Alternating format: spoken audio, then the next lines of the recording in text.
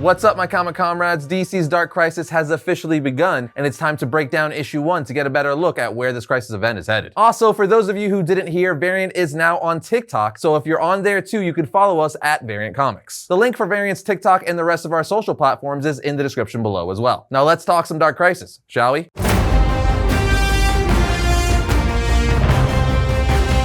The issue kicks off with narration from Nightwing saying, "Even though we operated in the dark, it all started with a light. After my parents died, my whole world had gone dark, and I felt so lost, but then I took an oath to carry on in my parents' memory and the legacy Batman had created. From that light, I watched our world grow. There were aliens, Amazons, gods, royalty from under the sea, super scientists, and space cops, all trying to help the world be the best it could be. I saw the generations come together with sidekicks, new faces, and new backgrounds, all with a mission to not only bring justice, but also a hope that shined brighter than any candle ever could. But the darkness never goes away. This is accompanied by a double-page spread of numerous heroes and sidekicks over the years. We're then brought to the Hall of Justice, where we see Nightwing speaking at a memorial for the Justice League. He continues to say, Superman, Batman, Wonder Woman, Jon Stewart, Green Arrow, Black Canary, Aquaman, Hawkgirl, Zatanna, and Martian Manhunter. You could never question what they stood for, what they meant to the world. I know to so many of you here today, there were way more than just mentors. They were fathers, mothers, friends, family. There will be hard days ahead of us, but I promise you, if we work together, hope will fuel the light that pushes us through this darkness, just as that candle did the day I took my oath. And as long as we continue to fight and keep these candles burning, the Justice League's legacy will live on." We also see Deathstroke and several other villains watching and listening from a rooftop nearby as Deathstroke blows out a candle of his own. Next, we're brought to weeks later, where we see Jon Kent Superman and Wally West Flash in a battle with the Colt Cobra. While fighting, Wally says, "I faced Cobra before, but they were never this brazen." So Jon tells Wally, "These attacks are happening all the time now. With the Justice League gone, everyone thinks it's time to take their shot." Wally says, "But this feels bigger than just that. It's like they're desperate. All the Doomsday Colts are freaking out, like they're running out of time or something." Jon replies, "And yet all the big heavies are keeping quiet." Doesn't that seem weird to you? All of a sudden, a huge Green Lantern boot construct comes smashing Cobra's tanks, and on the next page, we see Hal Jordan say, "I take my first vacation in years, and you let Cobra attack?" Wally responds, "Perfect timing, Uncle Hal." Hal then asks, "Jon, Wally, what the hell is going on? Where is the Justice League?" So they take Hal to the Hall of Justice Infirmary, where Black Adam explains, "We were taken, no warning. A Superman from another universe told us that a great dark army had ravaged his forces, that this army was coming for our Earth, and we were the multiverse's last hope for survival. The ruins of a fallen multiverse were our battleground. The fate of all reality would be made by the Justice League. We began to turn them back into the dark, but they were too many. The darkness feared my lightning. So I called on it to silence our foes. In vain. I was ejected from the battlefield and crashed into the Hall of Justice, the lone survivor. The last thing I remember seeing was the Justice League ripped apart by Pariah's powers. In my long life, I have witnessed many things, but never have I seen heroes turn to ash like that, transformed into nothingness. I promise you, the darkness was halted, but the Justice League died." But Hal calls bull and walks away pissed, saying, "That's the guy you trust, Wally? The guy who tried to kill us how many times? Ollie, Dinah, Clark, Diana? We're just taking his word that they're gone? Who all did you ask to look into this insane story?" As we see, they had Dr. Fate, the Atom, the DEO, and Captain Cold of the Rogues investigating. Hal asks, "Where are the Titans?" "Nightwing." Wally replies, "Running Titans Academy." And Hal continues to say, "Come on, Wally, what would Barry say to something like this?" He replies, "Look at the crime scene and follow the evidence." Hal says, "Exactly, we don't even know if this darkness has really been defeated,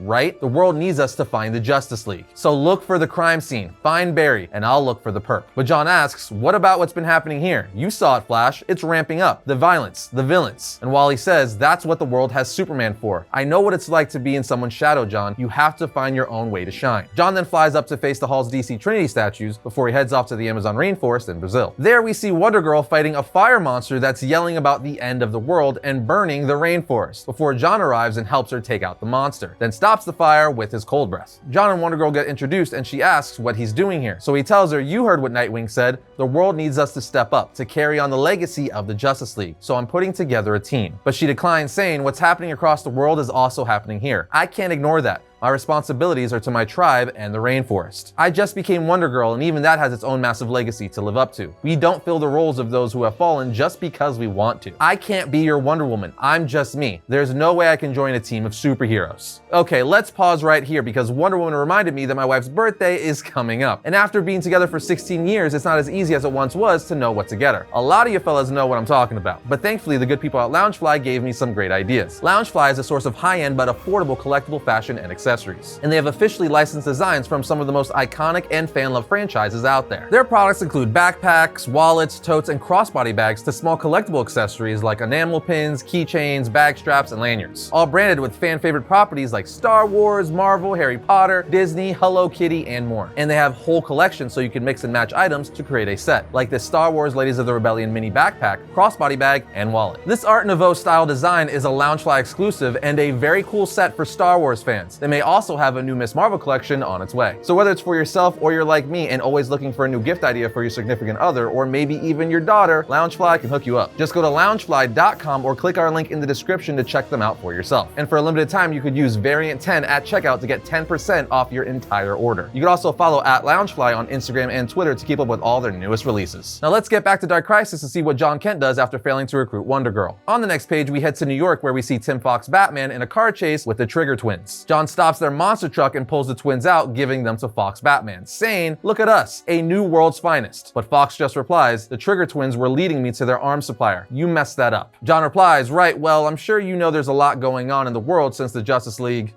so I'm trying to step it up. It took a long time for my father and your Batman to admit this to themselves, but Superman needs a Batman." Fox just replies, "Not this one. Go ask one of the Robins." As he drives off on his motorcycle saying, "The last Batman to team up with anyone died." With 2 strikes in a row, Jon is feeling a bit less optimistic as we get a 16-panel page of him asking several other heroes, anti-heroes, and villains like Swamp Thing, Damian Wayne Robin, Peacemaker, Supergirl, Blue Beetle, and more to join the team, with about half of them saying yes and the rest declining. Back at the Hall of Justice, Jon overhears Black Adam saying, "None of them know. They didn't see what I saw. The horror. It should have been me, Adriana. Then I could be with you again." Jon asks Black Adam, "Who are you talking to?" And he replies, "Never use superhearing on me, boy." Jon says, "I'm sorry, but you should still be in the infirmary. You need to heal." Adam replies, "I've healed enough. If what you say is true, the world is changing without the Justice League. The people of Kahndaq need me." Jon says, "Wait, please. I know I've only been Superman a brief time, but I'm learning from Nightwing, Hal, Wally, and now you. I know what the world needs. A new Justice League." As he presents the new Justice League to Black Adam, consisting of Frankenstein, both Blue Beetles, Booster Gold, Damian Wayne Robin, Supergirl, Harley Quinn, Dr. Light, and Aqualad. Black Adam is less than pleased with this new lineup and flies away saying, "You're trying to run before you can walk, son of Kal-El. You are not ready for this role. And you and I both know who should lead a new Justice League." The comic then shows us Nightwing in bright lights, implying that he should be the one leading the new Justice League, which I completely agree with. We see that Nightwing is giving a lesson at Titans Academy saying, "Today's lesson is about trust. You came to Titans Academy to become heroes, to become Titans. To do that, you need to be able to trust one another. To know if you fall, your fellow Titans will be there to catch you. And you need to also be on the lookout for when other Titans are falling. Because when you're a Titan, there is no net." But as Dick is teaching the class, Chupacabra comes in bloody and injured saying, "Help me. They're watching me, stalking me. They attacked me." As we see a crosshair target watching Superboy flying above. Dick asks Chupacabra, "Who?" But he gets cut off by an explosion going off in Titan's tower. We see outside that a crap ton of villains are charging the building, with captions saying, "In the past, the Titans would have the Justice League to protect them, to bail them out when things got too hot. But the Justice League is not coming this time, or ever again. Our targets are anyone who ever called themselves a Titan. Others will come to save them, and we'll take care of them too. But leave the teachers to me. I'm going to hurt them like never before. Kill Legacy once and for all." And we see it's Deathstroke talking and leading the charge. As he finishes, we see that Beast Boy was caught spying and captured saying, "What the hell, Slade? You can destroy Titan's tower all you want. You know we'll just rebuild it again." But Deathstroke just aims a gun at Beast Boy's head saying, "We're not going to destroy Titan's tower, Garfield. We'll let it stand as a bloody warning to anyone who tries to pick up the torch and put on a costume." With the next panel being just the word "bang" in big letters implying he killed Beast Boy. Afterwards, we're brought to Pariah sitting at his machine in Multiverse 2 with captions saying, "You feel that? It's happening. The crisis has, listen, wait, listen to me. I know you're angry, but your anger doesn't help us. We'll both get what we crave, our peace, my family. Yes,